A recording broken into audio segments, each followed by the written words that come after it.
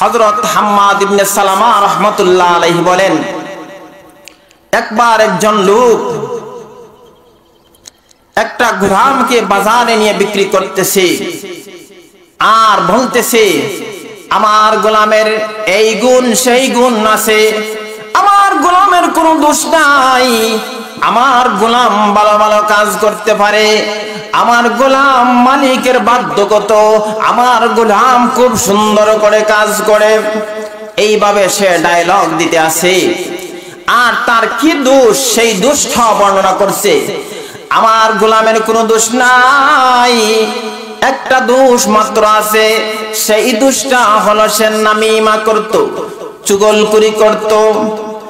একজন ক্রেতা নামিমাকে চুগলখুরিকে কোনো দোষ মনে না করেই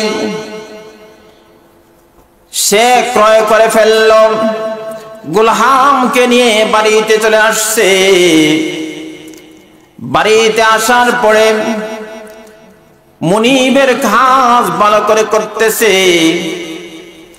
স্ত্রীরও যেই কাজের অর্ডার গুলো দেয় সেই কাজগুলো করে, কিন্তু গোলামের অভ্যাস হলো চুগলখুরি করা।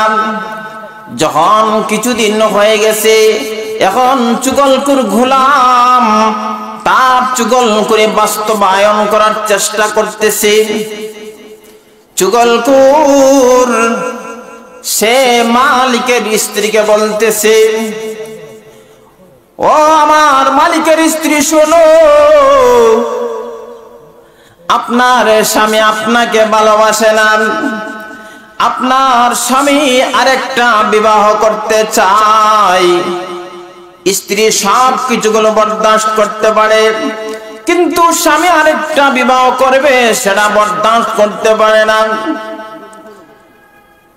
মুনিবের স্ত্রী বলতেছে, রে গোলাম তুমি কি সত্যি বলছো? গোলাম কোনদিন মিথ্যা কথা বলে না, গোলাম মিথ্যার আশ্রয় গ্রহণ করে না। ওরে গোলাম, তাহলে এখন আমি কি করতে পারি? গোলাম বলল, মুনিবের স্ত্রী শোনো, আমি যেই কাজটা তোমাকে দিব, যেই আমলটা আমি তোমাকে দিব, সেই আমলটা কিন্তু তুমি সঠিকভাবে পালন করতে হবে। মুনিবের স্ত্রী বলতেছে, ওরে গোলাম তুমি কি সত্যি বলছো আমার স্বামী আমাকে ভালোবাসে না? তুমি আমাকে বলো, আমি পরীক্ষা করে দেখব। কেমনে আমি পরীক্ষা করব বলো?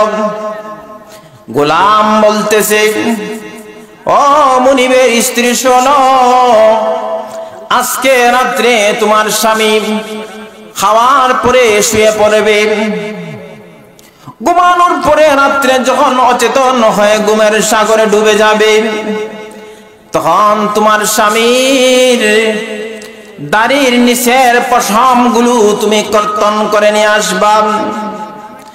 তোমার স্বামীর যদি দাড়ির নিচের পশম গুলো যদি তুমি কর্তন করতে পারো, তাহলে তুমি সফল কাম হয়ে যাবে।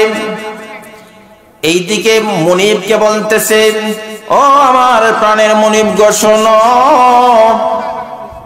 তোমার ওয়াইফ তোমাকে ভালোবাসে না, তোমার স্ত্রী তোমাকে ভালোবাসে না, আরেকজন পরপুরুষের সাথে সম্পর্ক করতে চায়, গোপনে গোপনে তোমাকে হত্যা করতে চায়।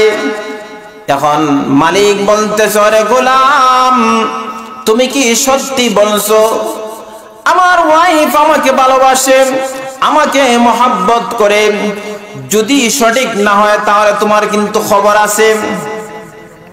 গোলাম বলতেছে, ওগো মালিক আজকে রাত্রে পরীক্ষা করে দেখো, রাত্রে যখন খাবারের পরে তুমি শুয়ে পড়বা, তখন না ঘুমাইয়া ঘুমের ঘরে অচেতন হয়ে পড়বা। গোলামের কথা অনুযায়ী পরীক্ষা চলতেছে, স্ত্রী স্বামী এক জায়গায় রাত্রে খাওয়ার পরে শুয়ে পড়ছে। স্ত্রী গোলামের কথাকে বাস্তবায়ন করার চেষ্টা করতেছে, এইদিকে গোলাম কথা অনুযায়ী মালিক না ঘুমাইয়া ঘুমের ঘরে অচেতন হয়ে পড়ে আছে। রাত যখন গভীর হয়ে গেছে, স্বামী ঘুমের ঘরে অচেতন হয়ে পড়ে আছে মনে করিয়া স্ত্রী একটা দাঁড়ালো করে নিয়া গোলামের কথাকে বাস্তবায়ন করার জন্য যখন স্বামীর দাড়ির নিচের পশমগুলো করতেছে, স্বামী তো ঘুমায় নাই, তখন লাফ দিয়ে উঠে স্ত্রীর হাতের মধ্যে পাকড়াও করলো, আর সেই কোট ধারা স্ত্রীকে দুনিয়া থেকে চিরবিদায় করে দিয়েছে। যখন স্ত্রীর শ্বশুর বাড়ির লোকেরা এই ঘটনাগুলো শুনছেন, শোনার পরে তখন শ্বশুর বাড়ির লোকেরা স্বামীকে আসিয়া তারা তাকে স্বামীকেও দুনিয়া থেকে চিরবিদায় করে দিয়েছে। এরপরে শ্বশুর বাড়ির লোকেরা স্বামীর বাড়ির লোকেরা দুইটা জনগোষ্ঠীর মাধ্যমে ঝগড়া শুরু হয়ে গেছে। মাত্র একটা মেডিসিন হলো চুগলখুর। এই চুগলখুরে মাত্র একটা মেডিসিন লাগাইয়া দিয়েছে, দুইজন তাজা প্রাণ দুনিয়া থেকে চিরবিদায় নিয়ে গেল। এই কারণে ও মায়ার নবীর উম্মত, এই চুগলখুর বেঈমান থেকে আপনি আমি সাবধান থাকতে হবে। আমরা